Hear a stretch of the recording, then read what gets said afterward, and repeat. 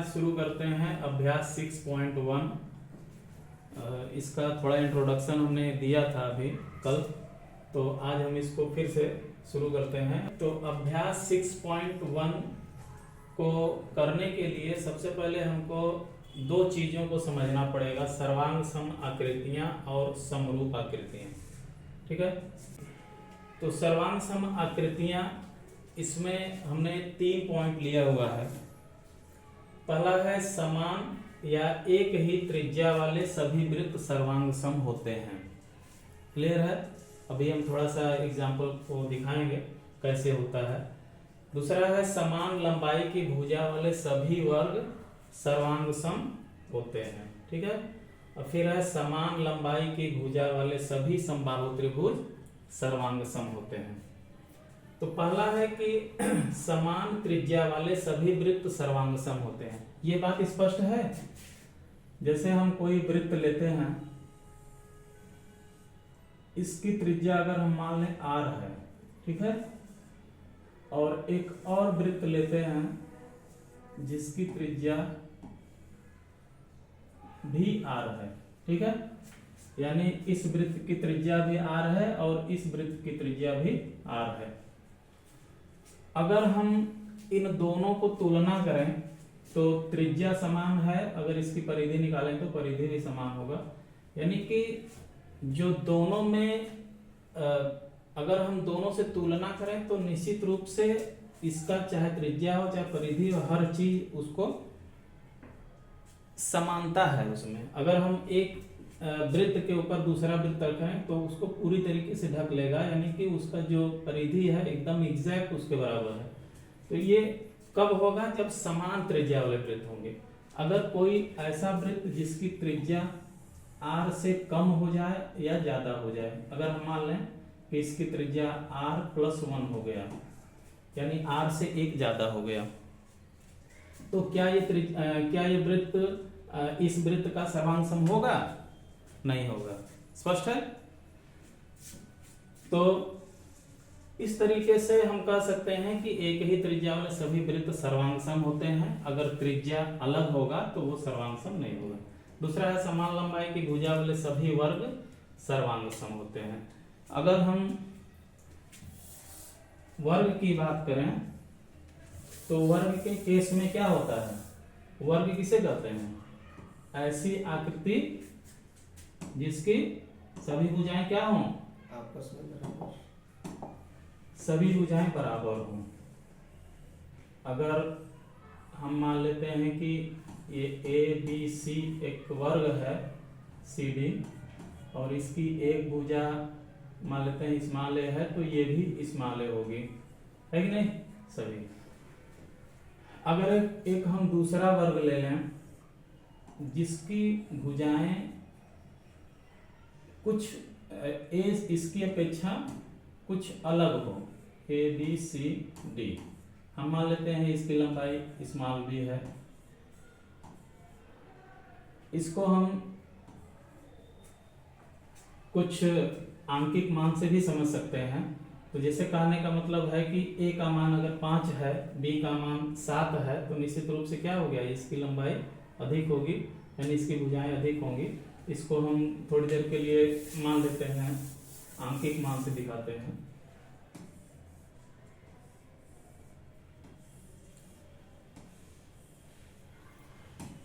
ABCD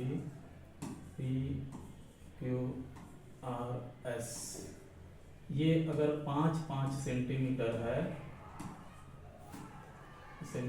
ये सब, और ये 7 है, तो इसका मतलब कि निश्चित रूप से इसकी जो भुजाएं हैं इसकी इससे ज्यादा है, और ये सर्वांग सम नहीं होगा। सर्वांग सम का कंडीशन क्या है? कि उसके जितने भी अंग है, सर्वांग का मतलब यह सभी अंग समान हो।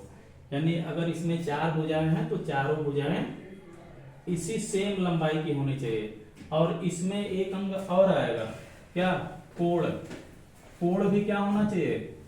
कोण भी इक्वल होना चाहिए। इसका 90-90 डिग्री है तो इसका भी 90-90 डिग्री ही होगा। और लेकिन शर्त क्या है? सभी कुछ समान होना चाहिए, सभी कुछ समान होना चाहिए, चाहे भुजा हो चाहे कोण हो, तभी वो सर्वांग सम होगा। ठीक है, तो सर्वांग सम होने के लिए क्या कंडीशन है कि जो भी अंग है उसके जो भी भुजाएं हैं, जो भी कोण हैं, सभी समान होने चाहिए। इसी तरीके से समान लंबाई की भुजा वाले सभी समबाहु त्रिभुज, समबाहु त्रिभुज की खासियत क्या होती है? ऐसे त्रिभुज जिसकी तीनों भुजाएं बराबर हों, A B C P Q R. अगर ये 3 है तो ये भी 3 होगा, ये भी 3 होगा, सेंटीमीटर मान लेते हैं। अगर ये 5 है तो ये भी 5 होगा और ये भी 5 होगा। तो ये दोनों समबाहु त्रिभुज तो हैं, लेकिन क्या ये सर्वांग सम हैं? क्यों नहीं है सर्वांग सम? अर्जुन बताओ, सर्वांग सम ये दोनों क्यों नहीं है? क्योंकि भुजाएं अलग अलग हैं, है ना। इसकी भुजा 3 है, इसकी भुजा 5 है। ठीक है, ये भी समबाहु है, ये भी समबाहु है, लेकिन चूंकि भुजाएं अलग अलग हैं, इसके सभी अंग समान नहीं है, इसलिए ये सर्वांग सम नहीं है। अब आते हैं समरूप त्रिभुज में।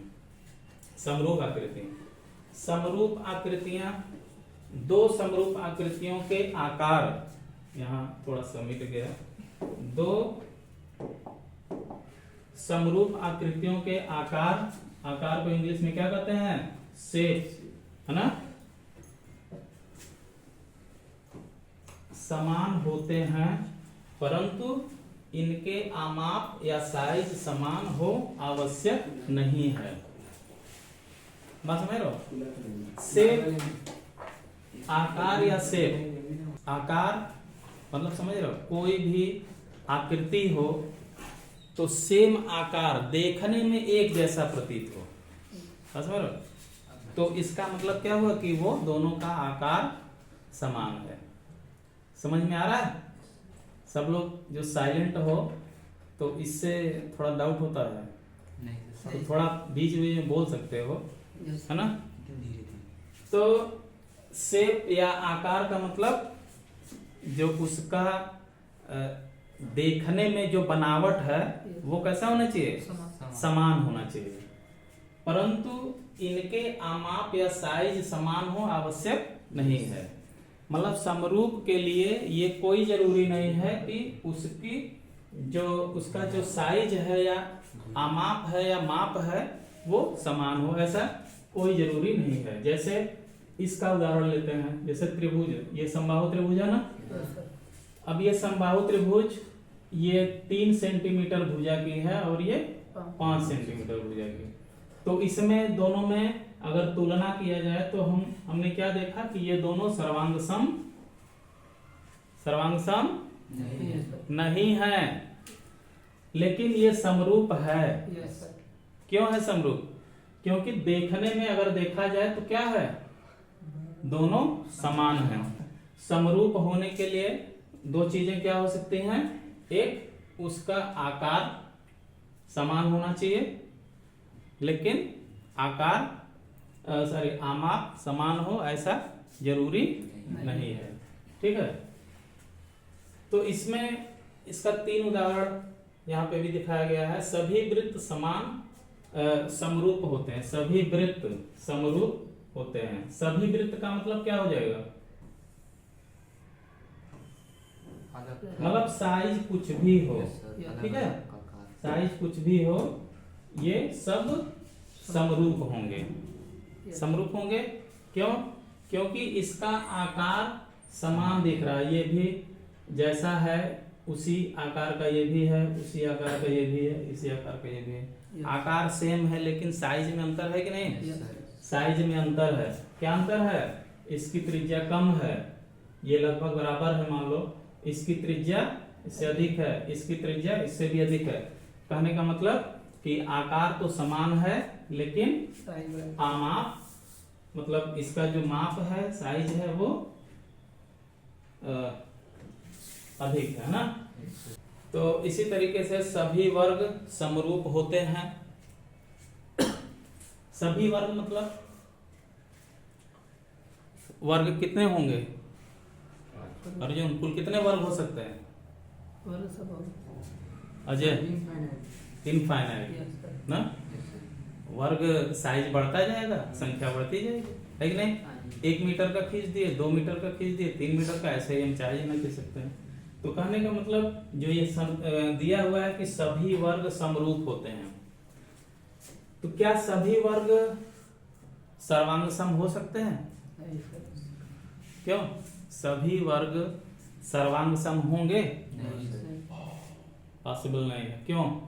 छोटे बड़े क्योंकि सभी वर्ग का मतलब इसमें साइज की बात अगर आ जाएगी तो साइज अगर अलग अलग है तो वो सर्वांग सम नहीं होगा। सर्वांग सम में क्या है? साइज सेम होना चाहिए, यस सर। जो पहले वाले का है वही साइज दूसरे वाले का भी होना चाहिए, ठीक है? मतलब उसका साइज भी सेम होना चाहिए और शेप भी, आकार भी समान होना चाहिए और माप भी, साइज भी समान होना चाहिए सर्वांग सम के लिए, ठीक है? तो जैसे वर्ग के लिए था, तो वर्ग में अगर हम एक वर्ग लेते हैं, जैसे ये है 5 सेंटीमीटर, ठीक है? इसकी भुजा 5 सेंटीमीटर की है। एक हम वर्ग ले लिए, इसकी भुजा 7 सेंटीमीटर की हो गई। तो ये क्या है? ये सर्वांग सम है कि नहीं? सर्वांग सम नहीं है। सर्वांग सम में क्या होना चाहिए? उसका आकार भी समान होना चाहिए और माप भी, यानी उसका परिमाप, मतलब परिमाप नहीं कहेंगे, माप कह सकते हो। शेप और साइज, शेप भी, शेप मतलब आकार देखने में सेम सिमिलरिटी हो और उसका माप भी बराबर हो। तो यहाँ बराबर नहीं है, इसलिए ये सर्वांग सम नहीं है, लेकिन समरूप है ना? क्यों समरूप क्यों है? क्योंकि इसका आकार सेम है। एक त्रिभुज और एक वर्ग, अर्जुन, एक त्रिभुज और एक वर्ग समरूप होंगे? हो सकते हैं कि नहीं? करण, नहीं हो सकते, क्योंकि उसका आकार ही बदल जा रहा है कि नहीं? तो आकार अगर बदल गया तो वो समरूप नहीं होंगे, ठीक? सभी समबाहु त्रिभुज समरूप होते हैं। समबाहु त्रिभुज समरूप होंगे? समबाहु त्रिभुज का मतलब क्या होता है? जिसके तीनों भुजा बराबर हो। तीनों भुजा बराबर हो। अगर ये 4 है, ये भी 4 है, ये भी 4 है, तो ये समबाहु होगा।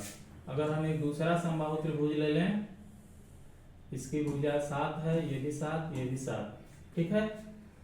तो ये भी समबाहु और ये भी समबाहु, तो इसका आकार समान है, दोनों देखो, है कि नहीं? भुजाएं, तीनों भुजाएं इसकी बराबर है, इसकी भी तीनों भुजाएं, यानी कि ये भी समबाहु, ये भी समबाहु।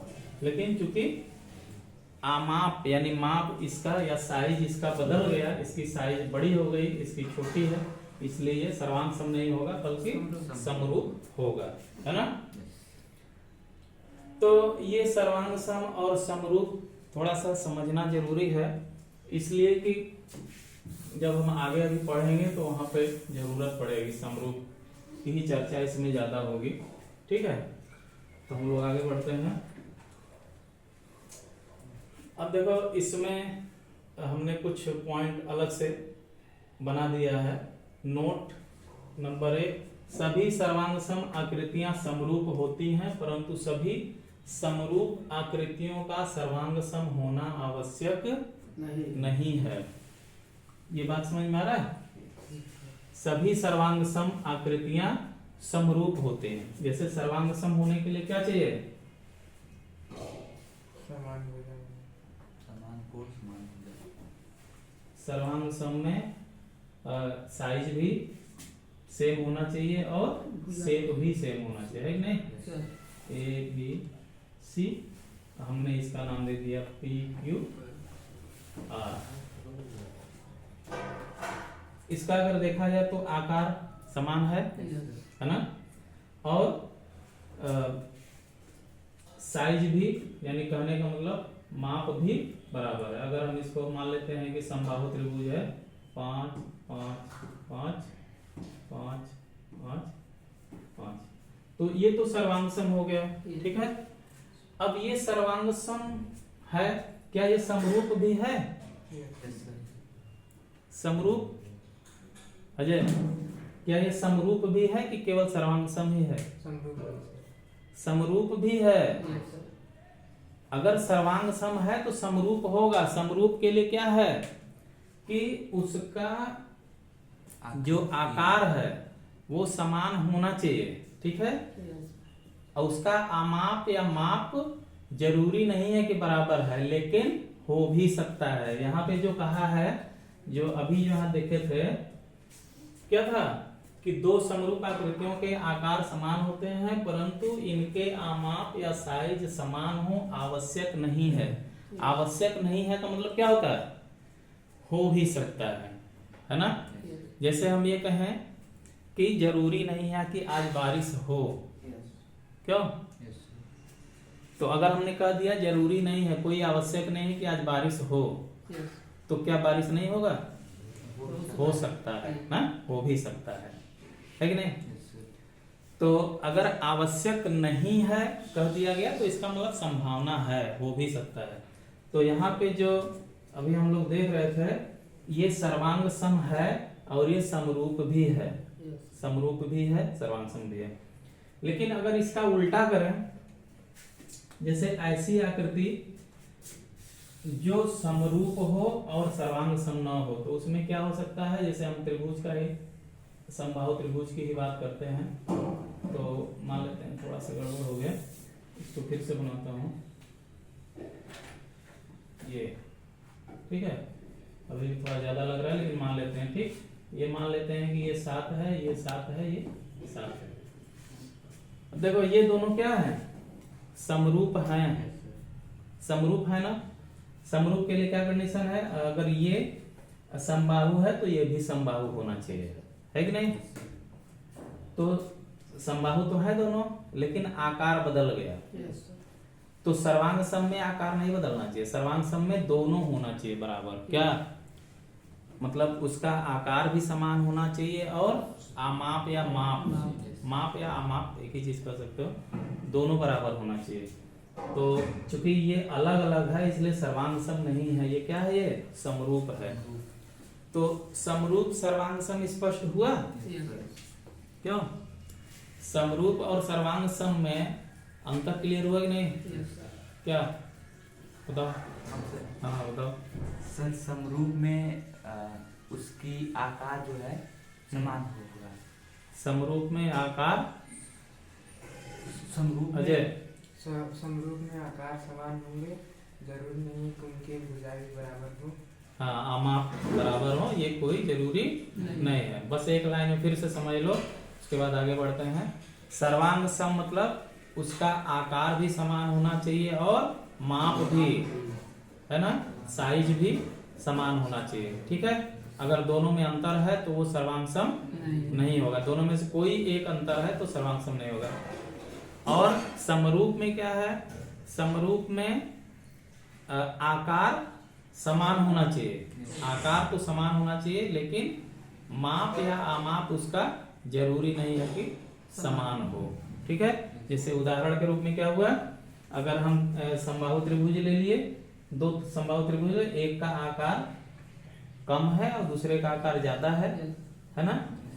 सॉरी, आकार तो एक ही है दोनों का, आमाप या माप इसका कम है और माप इसका ज्यादा है, तो ये समरूप है लेकिन सर्वांग सम नहीं है, ठीक है। तो बात स्पष्ट हो गई कि सर्वांग सम में दोनों बराबर होना चाहिए। क्या क्या दोनों? आकार और आमाप या माप।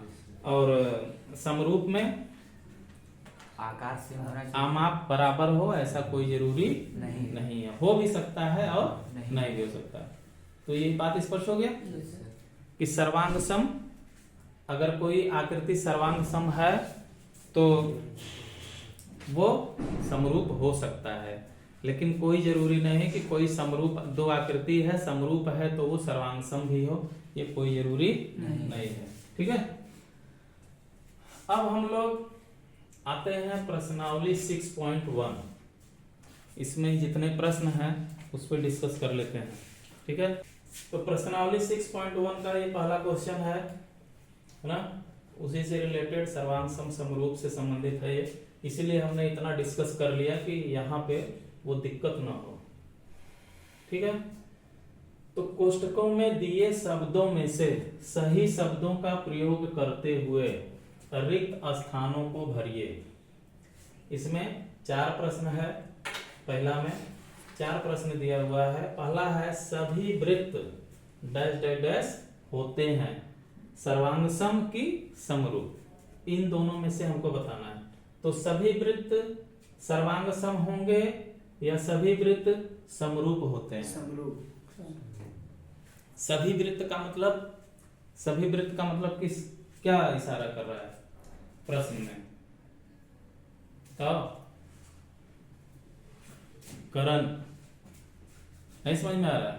सभी वृत्त का मतलब त्रिज्या अलग अलग भी हो सकती है और समान त्रिज्या वाले भी हो सकते हैं, है ना। तो समरूप के लिए आकार समान हो और माप अलग अलग हो तो भी वो समरूप होगा। तो ये समरूप होगा, सर्वांग सम सभी वृत्तों में लागू नहीं हो पाएगा, क्योंकि कम त्रिज्या अधिक त्रिज्या वाले भी हो सकते हैं। तो ये सभी वृत्त की बात कर रहा है, या कहने का मतलब हम जितने तरीके के वृत्त बना सकते, सभी का मतलब क्या, हम जितना भी वृत्त बना सके, है कि नहीं, यही मतलब हुआ ना, है कि नहीं। तो जितने भी हम वृत्त बना सके वो सारे वृत्त क्या होंगे, समरूप जरूर होंगे। ठीक है, सर्वांग सम होना मतलब सत्य नहीं है, क्यों, क्योंकि सभी का साइज अलग अलग होगा। फिर दूसरा है सभी वर्ग होते हैं समरूप की सर्वांग सम। सभी वर्ग, अजय, सभी वर्ग सर्वांग सम हो सकते हैं? सभी वर्ग सर्वांग सम नहीं हो सकते, क्योंकि अलग अलग साइज हो सकता है, लेकिन समरूप होगा। वर्ग है तो समरूप होगा, क्योंकि आकार सभी वर्गों का आकार एक जैसा ही होता है कि नहीं। तो ये भी समरूप होगा। तो पहला में भी समरूप, दूसरा में भी समरूप। तीसरा सभी त्रिभुज समरूप होते हैं, डैश है मतलब सभी त्रिभुज समरूप होते हैं। इसमें कौन से त्रिभुज की बात कर रहा है, यानी कि समद्विबाहु त्रिभुज कि समबाहु त्रिभुज। अगर हम कहें कि सभी समद्विबाहु त्रिभुज समरूप होते हैं तो क्या ये सही होगा? क्यों? सभी समद्विबाहु त्रिभुज समरूप होते हैं, ये कोई जरूरी नहीं है। सभी समद्विबाहु त्रिभुज समरूप हों ऐसा जरूरी नहीं है, हो भी सकता है, क्यों? हो भी सकता है और नहीं भी हो सकता। तो चूंकि सभी की बात कर रहा है इसलिए नहीं होगा, है ना। कुछ समद्विबाहु त्रिभुज ऐसे हो सकते हैं कि जिनका जो समरूप हों, ठीक है, लेकिन सभी नहीं होंगे। तो इसमें क्या होगा, समबाहु हो सकता है, सभी समबाहु त्रिभुज समरूप होते हैं। ये सही है कि गलत है? ये सही है, सभी समबाहु त्रिभुज समरूप होंगे, है कि नहीं, क्योंकि भुजाएं समबाहु का मतलब तीनों भुजाएं बराबर होंगी। तो दूसरा भी जो समबाहु होगा उसके भी तीनों भुजाएं बराबर होगी, यानी आकार समान होगा, लेकिन उसका आमाप भले बदल जाए लेकिन आकार समान होगा। ठीक है, अगला है भुजाओं की समान संख्या वाले दो बहुभुज समरूप होते हैं यदि ए, इसमें दो क्वेश्चन कर दिया है। भुजाओं की समान संख्या वाले दो बहुभुज समरूप होते हैं यदि ए में है उनके संगत कोण समानुपाती बराबर हो कि समानुपाती। संगत कोण क्या होना चाहिए? बराबर। समानुपाती, समानुपाती कैसे होगा? समानुपाती का मतलब अनुपात होता है, ठीक है। यहाँ कोण का अनुपात की बात नहीं होगी, कोण बराबर होने चाहिए। जैसे उदाहरण के रूप में हम मान लेते हैं त्रिभुज ही ले लेते हैं, ठीक है। त्रिभुज का मतलब इसमें कितने भुजाएं होती हैं? 3, ठीक। तो यहाँ क्या बोला है, ये दो बहुभुज। बहुभुज का मतलब दो से अधिक भुजाओं वाली आकृति, है ना, या एक से अधिक, दो भी कह सकते हैं, लेकिन हम दो से अधिक की बात करेंगे, दो से अधिक भुजाओं वाली आकृति अगर हो तो वो क्या होगी, बहुभुज। बहु माने अधिक, भुज माने भुजा यानी रेखा। तो दो से अधिक भुजाओं वाली जो भी आकृति होगी उसको क्या कहेंगे, बहुभुज कहेंगे। भुजाओं की समान संख्या वाले दो बहुभुज समरूप होते हैं यदि उनके संगत कोण बराबर हो और उनकी संगत भुजाएं समानुपाती। जो समानुपाती की बात कर रहे थे, संगत भुजाओं की बात हो रही थी, भुजाएं समानुपाती हों ये जरूरी है, ठीक है। जैसे अगर हम उदाहरण के रूप में मान लें, ये दो समकोण त्रिभुज हैं, ठीक है। अगर इसकी भुजा 4 है, ये भी 4 है, ठीक। ये मान लेते हैं 5 है, ये 6 है, ठीक है। इसको अलग करते हैं।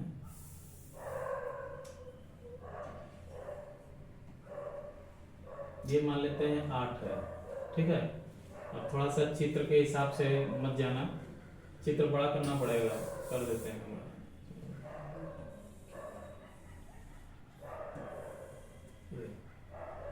ये 8 मान लेते हैं, ये 10 हो गया और ये 12 हो गया। अब रेशियो देखो दोनों का, अगर हम इसको 4/8 करें तो मतलब क्या हो गया, 1/2। इसको 5/10 करेंगे तो क्या हो जाएगा, 1/2। 6/12 का मतलब 1/2। तो रेशियो समान है।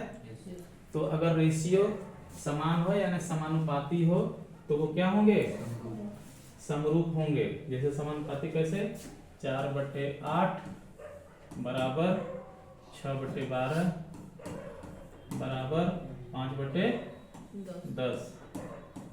अगर इसको देखो हल करोगे तो क्या आ जाएगा, 1/2 बराबर 1/2 बराबर 1/2 आएगा ना। तो अनुपात बराबर हो गया, इसलिए क्या हो जाएंगे, ये समरूप होंगे। तो बहुभुज समरूप कब होगा, जब उनके संगत कोण बराबर हो और जो भुजाएं हैं वो समानुपाती हो, मतलब अनुपात उनका सही हो, एक ही अनुपात में हो।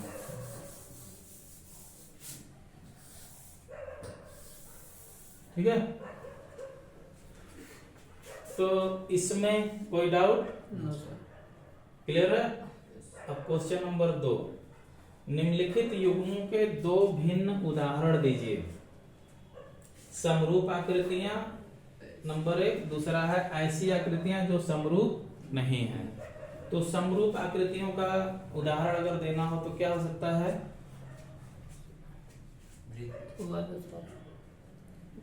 सभी वृत्त समरूप होते हैं, कह सकते हो है ना। वृत्त, सभी वर्ग समरूप होते हैं, है ना।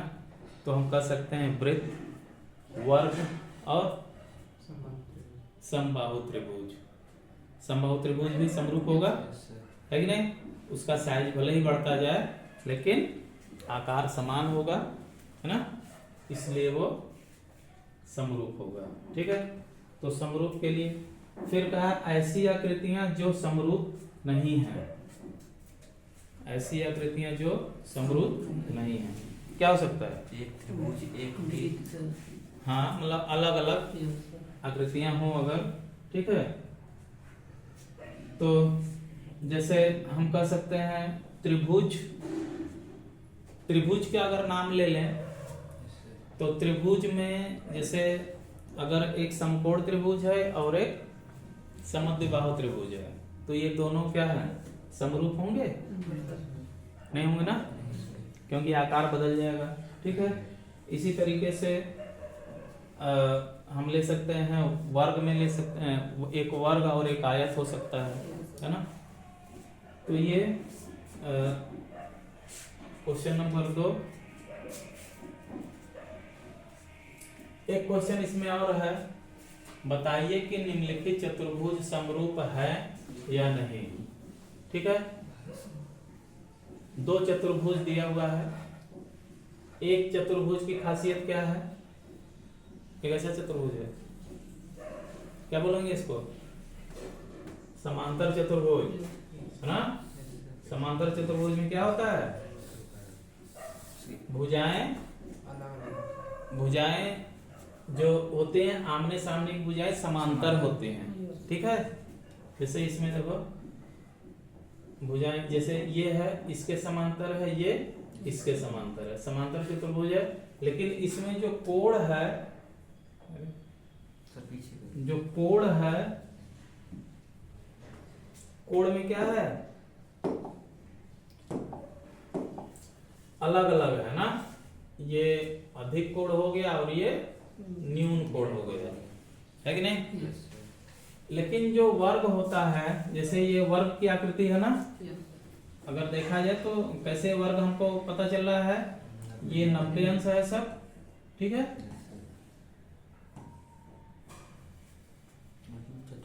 और ये सभी भुजाएं 3-3 सेंटीमीटर है, इसका मतलब ये वर्ग है। तो इसके जितने कोण हैं सब कितने हैं, 90 अंश के, ठीक है। तो क्या ये समरूप है, समरूप है? नहीं है सर। कौन बोला है सर? अजय। कैसे समरूप होगा, आकार बदल जा रहा है। ये वर्ग है, इसको वर्ग कहेंगे? क्यों करण, ये वर्ग है नहीं है ना। जब दोनों वर्ग होंगे तब समरूप होगा, भले ही साइज में अलग अलग हो, ठीक है। तो वर्ग अगर समान है अर्जुन, दो वर्ग हैं, दोनों के साइज सेम है, एक ABCD है, एक PQRS है। तो ABCD वाला जो वर्ग है उसकी भुजाएं 5-5 सेंटीमीटर है, PQRS की भुजाएं 7-7 सेंटीमीटर है। तो ये दोनों समरूप होंगे या नहीं?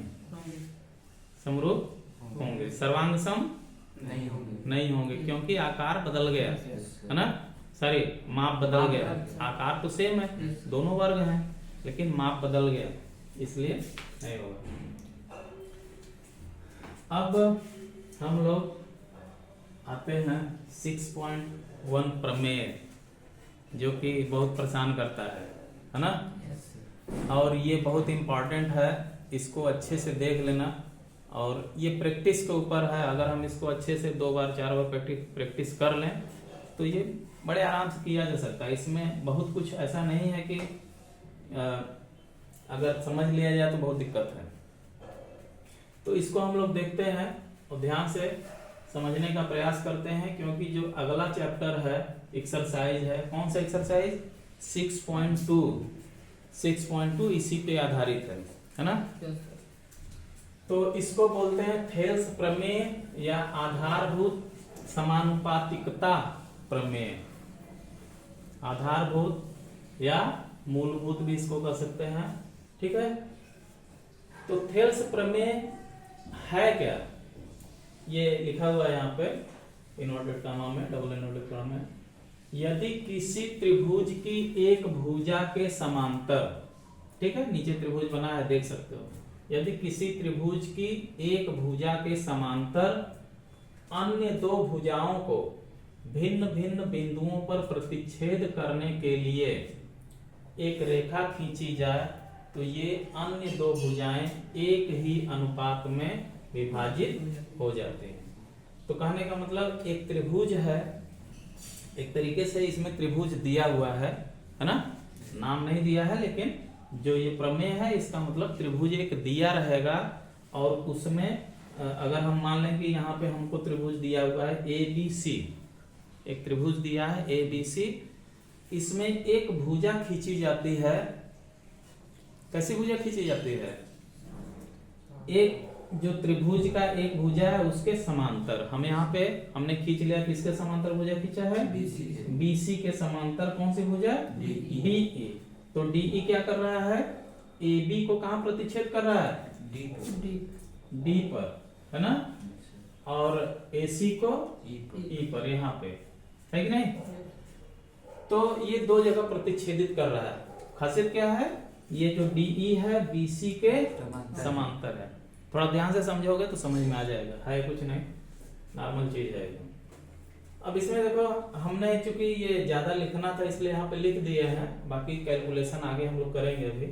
तो इसमें दिया है, इसी को हम प्रमेय को पढ़ करके ये लिख सकते हैं। क्या लिख सकते हैं? एक त्रिभुज ABC है जिसमें भुजा BC के समांतर यही इस भुजा के समांतर खींची गई एक रेखा अन्य दो भुजाओं AB और AC को क्रमशः D और E पर काटते हैं या प्रतिच्छेदित करते हैं, अर्थात DE is parallel to BC। ये समांतर का चिन्ह है ना। समांतर का चिन्ह अगर हमको बताना है दो भुजाओं को तो इस तरीके से हम बना सकते हैं, ठीक है। तो DE is parallel to BC, यानी DE BC के समांतर है। ये स्पष्ट है। तो ये चीज दिया हुआ है, बात समझ में आया। तो जो चीज हमको जो प्रश्न रहता है उसमें जो चीज दिया रहता है पहले उसको लिख लिया जाता है, फिर उसके बाद हम आगे बढ़ेंगे। तो इसमें दिया है, फिर उसके बाद हमको इसमें सिद्ध करना है। क्या सिद्ध करना है? जो प्रश्न के प्रमेय के हिसाब से सिद्ध करना है कि AD/DB, हमने चित्र फिर से यहाँ बना दिया है क्योंकि फिर वहां पलट के जाना पड़ेगा। सेम वही चित्र है। तो सिद्ध करना है AD/DB इक्वल टू AE/EC। प्रमेय में क्या है फिर से देख लेते हैं। यदि किसी त्रिभुज की एक भुजा के समांतर दो भुजाओं को अन्य दो भुजाओं को भिन्न भिन्न बिंदुओं पर प्रतिच्छेद करने के लिए एक रेखा खींची जाए तो ये अन्य दो भुजाएं एक ही अनुपात में विभाजित हो जाते हैं। यानी अनुपात, ये हमने एक समांतर भुजा खींच लिया तो ये जो जहां पे कट कर रहा है फिर ये जो मतलब कटा हुआ भाग है ये आधा, ये और आधा नहीं कहेंगे, मतलब कुछ इधर है ना। प्रतिच्छेदित करने पे दो भाग में हो गया ना, AD और DB है कि नहीं। तो इनका जो अनुपात होगा प्लस इधर जो AC को जहां पे प्रतिच्छेदित कर रहा है AE और EC का अनुपात, ये दोनों क्या होगा? बराबर होगा। यही इसको सिद्ध करना है, ठीक है। समझ में आया बात? क्या कह रहा है फिर से समझो कि एक त्रिभुज है। प्रमेय को पहले अच्छे से समझना जरूरी है। एक त्रिभुज है ABC, ठीक है। इसमें एक रेखा खींची जाती है किस त्रिभुज में? ABC में। किसके समांतर? BC के समांतर। भुजा BC के समांतर एक रेखा खींची जाती है जो AB को D पर और AC को E पर कट करता है, ठीक है।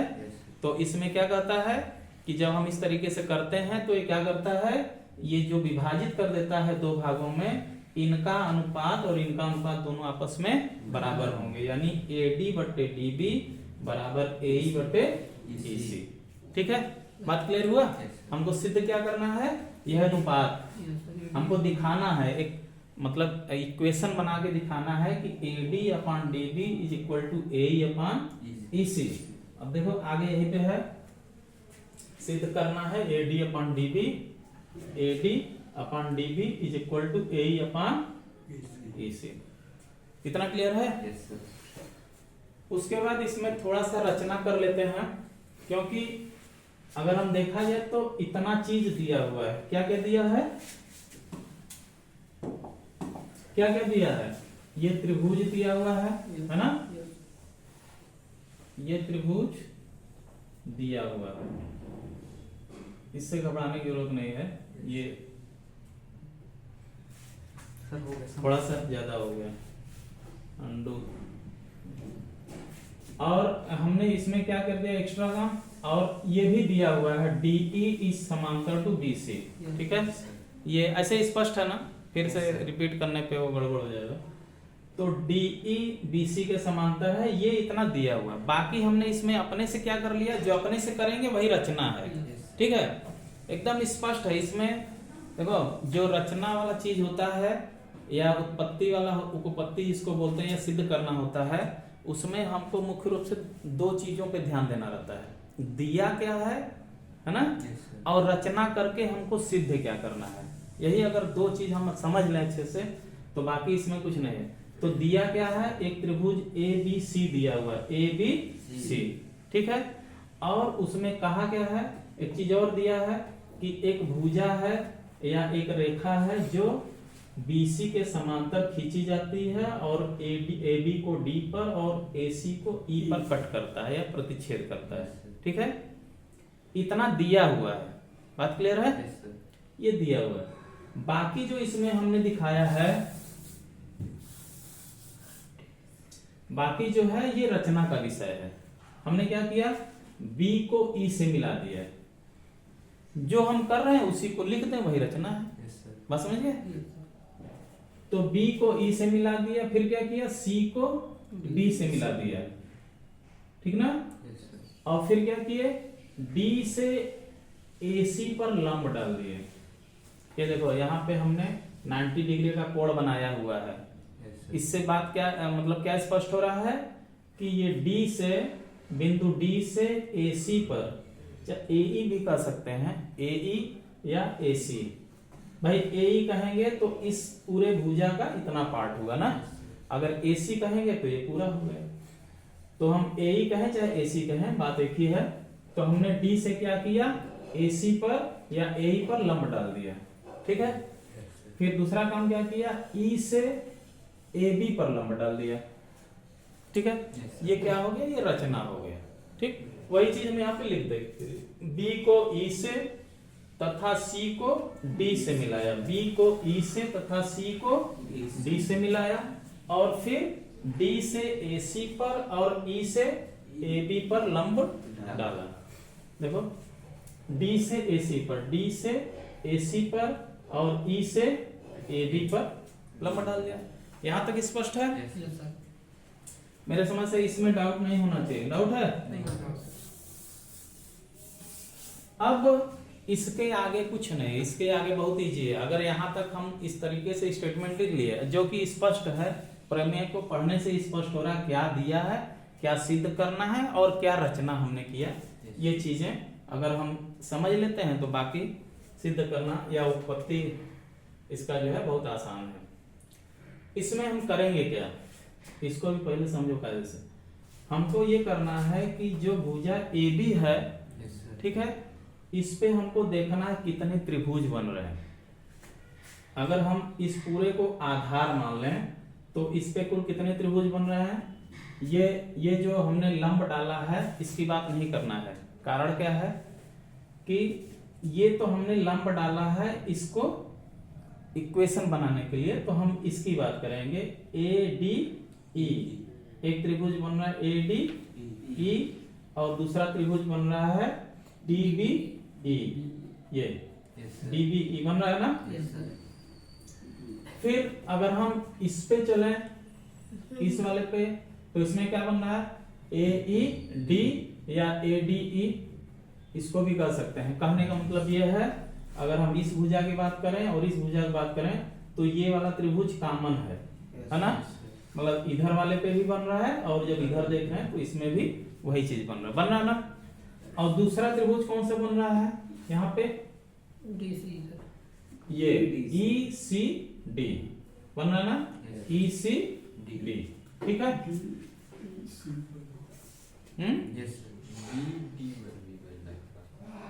कौन सा, बोलो बोलो, चलो ठीक। तो ECD, अब हम यहाँ पे करेंगे क्या,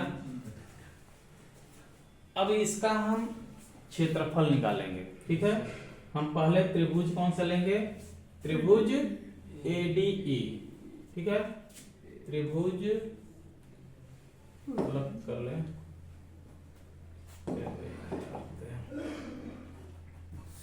तो हम यहाँ पे एक लेंगे त्रिभुज ADE, त्रिभुज ADE का क्षेत्रफल, ADE का क्षेत्रफल बराबर क्या होता है, किसी त्रिभुज का क्षेत्रफल होता है 1/2 गुणे आधार गुणे ऊंचाई, ठीक है, ये होता है ना। Yes sir. और अगर यहाँ पे देखें तो यहाँ क्या है 1/2, आधार कितना है, आधार ये है। क्यों आधार ये है, क्योंकि इस पे यहाँ से लंब डला है ना। Yes sir. हम जब ऊंचाई देखते हैं तो ऊंचाई जब देखेंगे तो हम देखेंगे कि आधार पे लंब जो होगा वही ऊंचाई होगा। ये ऊंचाई है, अगर ये ऊंचाई है तो आधार ये होगा, है कि नहीं? तो आधार हो गया AD, ऊंचाई हो गया EN।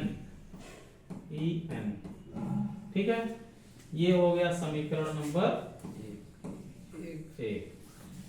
कर लेंगे ऐसे।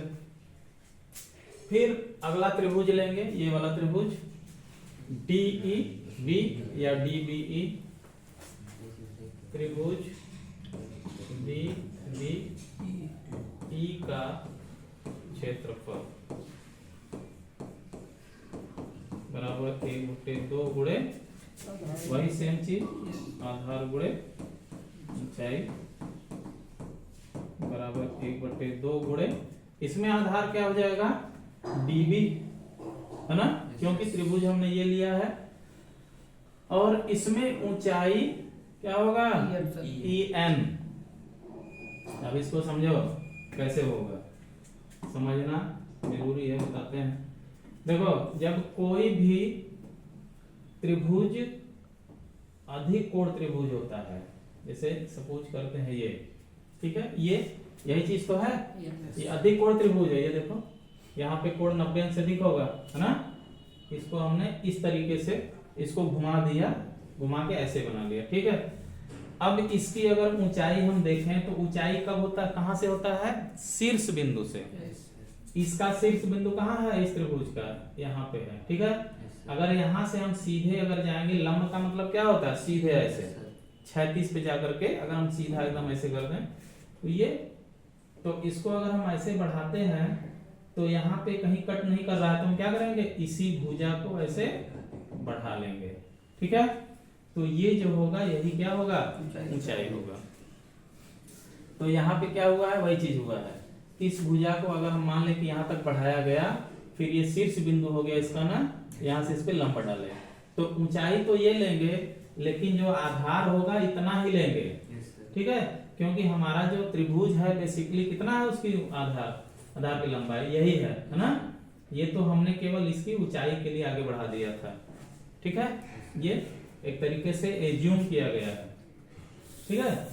तो इस तरीके से इसका आधार क्या हो जाएगा, DB, है ना, DB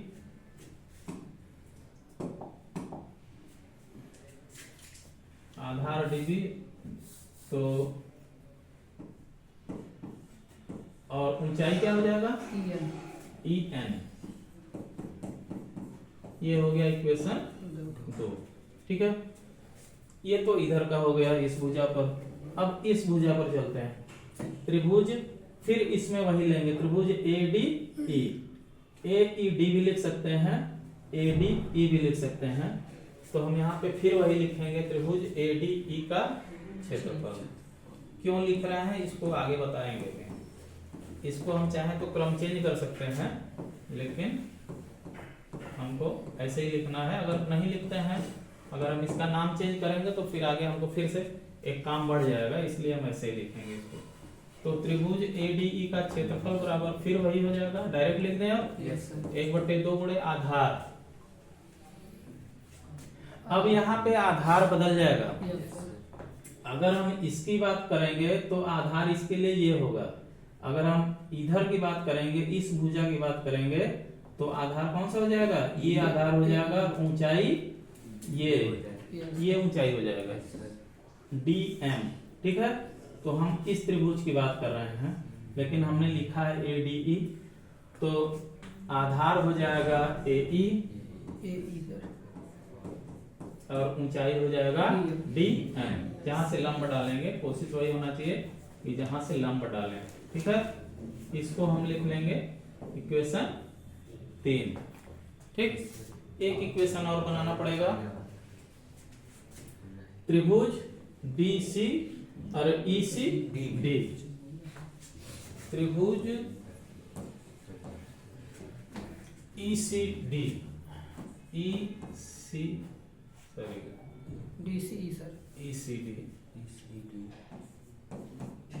ECD का क्षेत्रफल क्या हो जाएगा 1/2। AC सर, अब इसमें आधार कौन सा होगा, EC, ये होगा आधार EC, ठीक है। इसमें इस त्रिभुज के लिए आधार कौन सा हो जाएगा EC, तो आधार EC हो गया। और ऊंचाई कौन सा होगा यही होगा, क्यों, क्योंकि ये भी तो अधिक कोण है, अधिक कोण है। तो यहाँ हमने क्या किया, इस भुजा को मान लेते हैं यहाँ तक आ गया, बढ़ा दिया और यहाँ से लंब डाल दिया, तो ये इसकी ऊंचाई हो गई। तो DM इसकी भी ऊंचाई हो गई। ये हो गया इक्वेशन 4, ठीक। अब जो अगला काम है हमारा, क्या करेंगे, समीकरण 1 में 2 से भाग देंगे और समीकरण 3 में 4 से भाग देंगे, ठीक है। तो हम ऊपर का थोड़ा इरेज करते हैं ना, इसको मिटा देते हैं।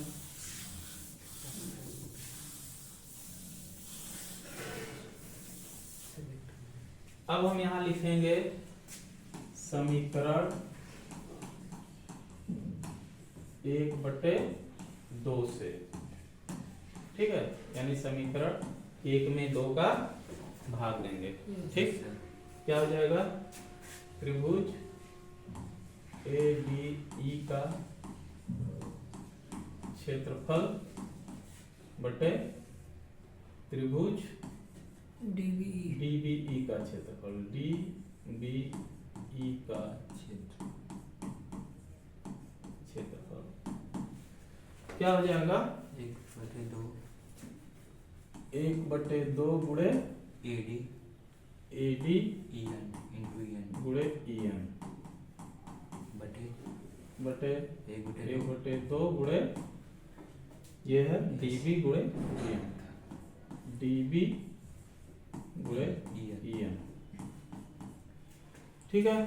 इधर तो कुछ नहीं हो सकता है, इधर कट जाएगा 1/2 से, और EN से कट जाएगा, बचेगा क्या, बच जाएगा AD बटे DB, बचेगा ना। और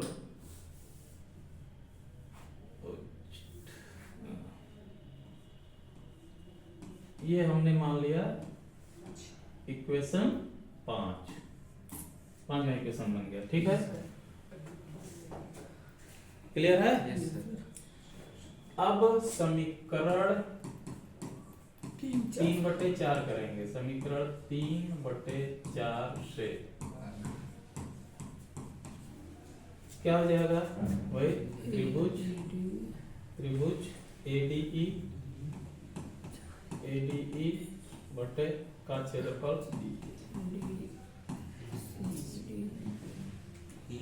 बटे त्रिभुज ECD का क्षेत्रफल,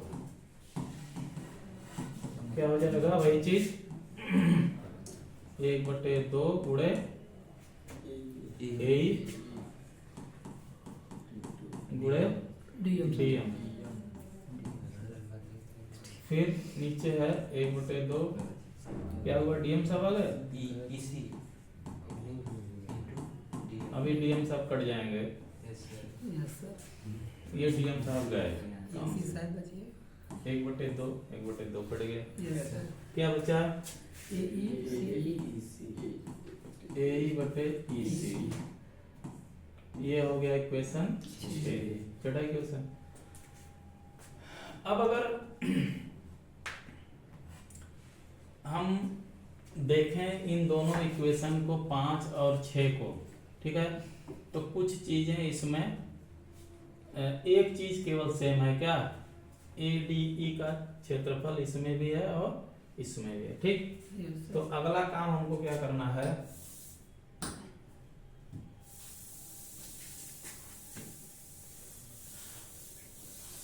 जो हमने नीचे 2 त्रिभुज बनाया था, अभी उसका सही से उपयोग नहीं हो पाया ये। अब हम क्या करेंगे, इसमें अगर ये देखें, ये दोनों समांतर रेखाएं हैं, है ना, DE और BC, जो कि प्रमेय में भी कहा है। तो एक कक्षा 9 में पढ़े होंगे, 9th में वहां पे है कि अगर दो समांतर रेखाएं खींची गई हों, ठीक है, उसमें किसी एक समांतर रेखा को अगर हम मान लें आधार बना करके, है ना, उनके बीच में, समांतर रेखाओं के बीच में अगर हम त्रिभुज बनाते हैं, ठीक है, तो इसका जो क्षेत्रफल होगा, इसको आधार मानते हुए अगर हम फिर कोई दूसरा त्रिभुज बना दें, है ना, तो उसका क्षेत्रफल ये पहले वाले त्रिभुज के क्षेत्रफल के बराबर होगा। मतलब जितना भी हम त्रिभुज इसके अंदर बना सके हैं, लेकिन शर्त क्या है, आधार यही रहेगा, आधार यही रहेगा, है ना। अगर आधार यही हो, इसके आधार के सहारे हम चाहे जितना त्रिभुज बना दें, सबका क्षेत्रफल क्या होगा, बराबर होगा, क्षेत्रफल नहीं बदलेगा। इसी तरीके से अगर हम इसकी बात करें तो ये समांतर भुजा है, दो ठो समांतर रेखाएं हैं। इन समांतर रेखाओं में अगर हम इस समांतर रेखा को ले लें, कौन सा, डीई को अगर ले लें तो डीई के सहारे दो त्रिभुज बन रहे हैं, इनके बीच में कौन सा, एक डीबीई बन रहा है और दूसरा त्रिभुज कौन सा बन रहा है, डीसीई बन रहा है ना। तो हमने जो अभी पढ़ा थोड़ी देर पहले, उसमें क्या था कि समांतर रेखाओं के बीच में अगर हम किसी एक को आधार मानते हुए चाहे जितने त्रिभुज बना लें, सबका क्षेत्रफल समान होगा, बराबर होगा। तो क्या हो जाएगा, डीबीई का क्षेत्रफल बराबर ईडीसी का क्षेत्रफल, समझ रहे हो। क्षेत्रफल बराबर होगा क्योंकि समांतर भुजा, दो समांतर भुजाओं के बीच में एक ही आधार से दो त्रिभुज बन रहे हैं, तो इन दोनों का क्षेत्रफल समान होगा, ठीक है। तो अब हम यहां पे लिखेंगे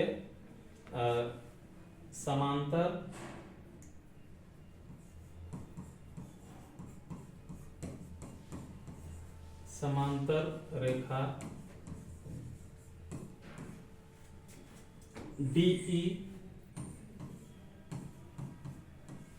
और बीसी के बीच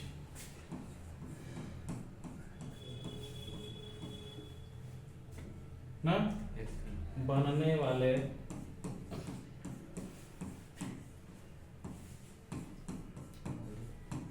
त्रिभुज डीबीई और त्रिभुज ईडीसी ईसीडी है ना, ईसीडी यहाँ लिखेंगे क्योंकि यहाँ पे ईसीडी हमने दिखाया हुआ, तो ईसीडी दिखाएंगे, ठीक है। डीबीई और ईसीडी का क्षेत्रफल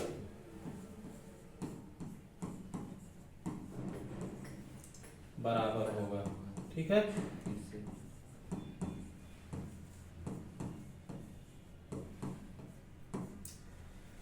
ये होता है, ठीक। अर्थात लिख सकते हैं फिर से, अर्थात त्रिभुज डीबीई का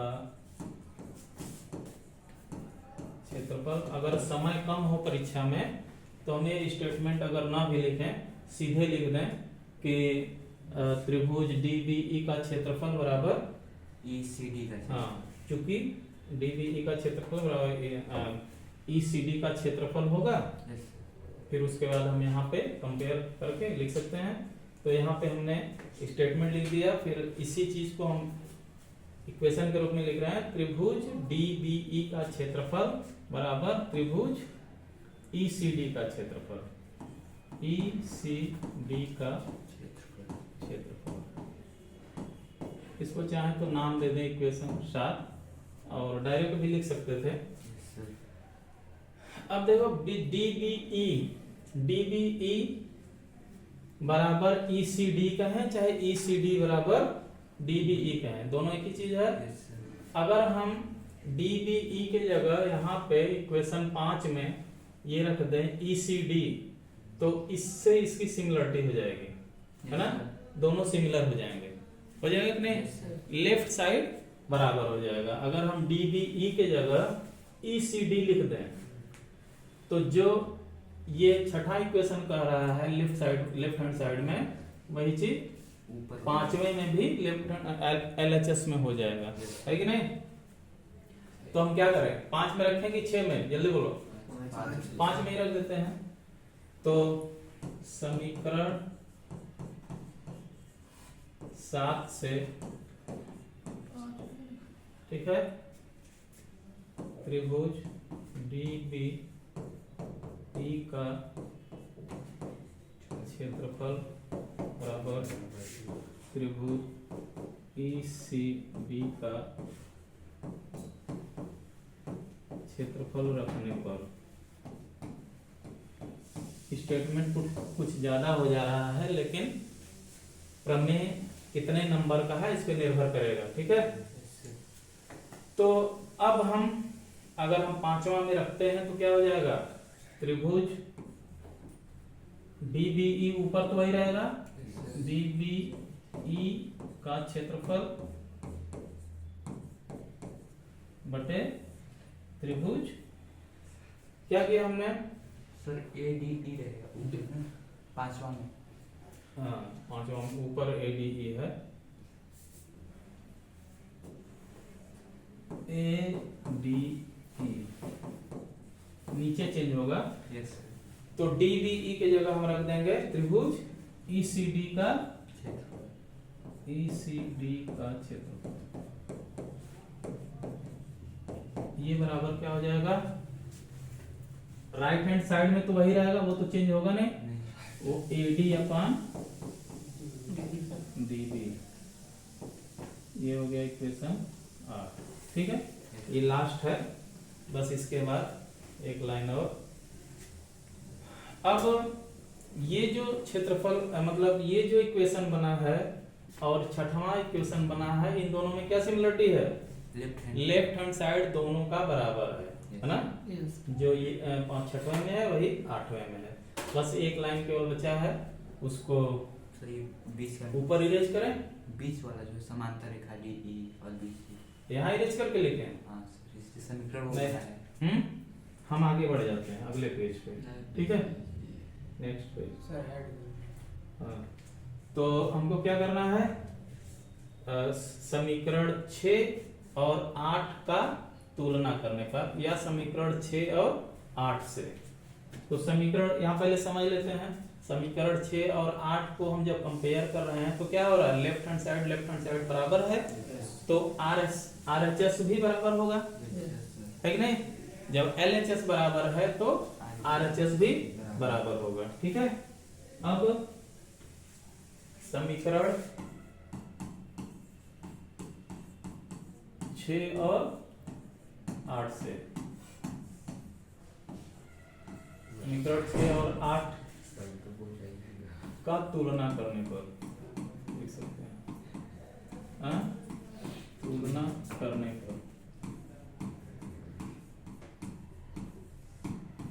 क्या हो जाएगा, तुलना करने पर ये देखो, ये LHS सेम है, तो हम यहाँ पे क्या लिख सकते हैं, AE अपान EC बराबर AD अपान DB, ठीक है, AE अपान EC,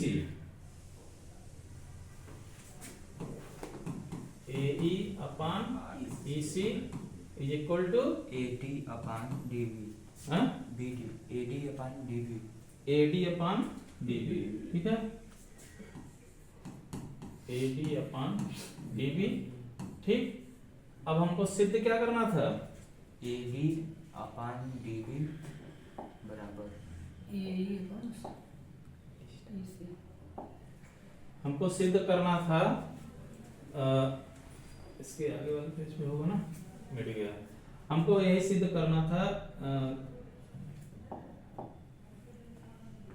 ये AD अपान DB इधर आ जाएगा, AD अपान DB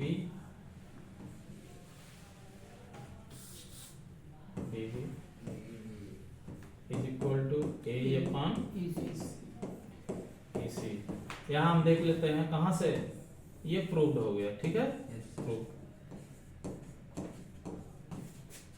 ये हम देख लेते हैं, फिगर से देख लो, स्पष्ट हो जाएगा। ठीक, यहाँ देखते हैं, हमको क्या बनाना था, AD upon DB is equal to A upon EC, आ गया ना, Yes, sir. AD upon DB is equal to A upon EC, भैया AD upon DB is equal to A upon EC। ये है थेल्स प्रमेय, और चूंकि ये बहुत इंपॉर्टेंट है, ये आता है, तो इसको 2-3 बार अच्छे से देख लेना, है ना, 6 नंबर का ना, तो इसको बहुत शॉर्टकट में लिखने के चक्कर में नहीं पड़ेंगे, कोशिश करेंगे थोड़ा स्टेटमेंट देने का, 6 नंबर का है तो थोड़ा सा लिखना पड़ेगा, है ना। Yes. तो इसमें सबसे पहले क्या लिखेंगे, दिया है, Yes, sir. क्या दिया है कि एक त्रिभुज है, कौन सा त्रिभुज, ABC, कोई भी त्रिभुज मान सकते हैं, PQR मान सकते हैं, वो मेरे ऊपर, तो हमने मान लिया ABC है, ठीक है, एक त्रिभुज दिया है ABC।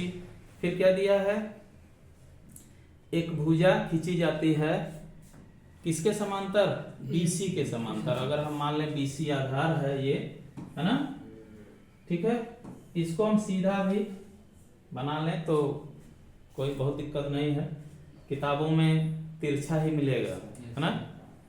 तो यही है ABC, हम थोड़ा सा इसको जल्दी से इसको रिकैप करते हैं फिगर से, केवल ABC एक त्रिभुज दिया हुआ है, BC के समांतर एक रेखा खींची जाती है, कौन सी रेखा, DE, ठीक है,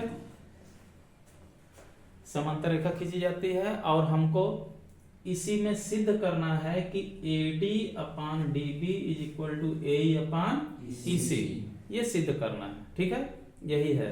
तो दिया है, क्या दिया है, एक त्रिभुज ABC है जिसमें DE भुजा BC के समांतर है, DAB को काटता है और AC को किस बिंदु पे, E पर, और ये D पर काटता है। फिर उसके बाद दूसरा क्या लिखेंगे, सिद्ध करना है, सिद्ध करना है, क्या सिद्ध करना है, AD upon DB is equal to A upon EC, ठीक है। फिर उसके बाद रचना में जो चीज हम काम करते हैं अलग से, अपने से, स्वतः से, वो रचना माना जाता है, ठीक है।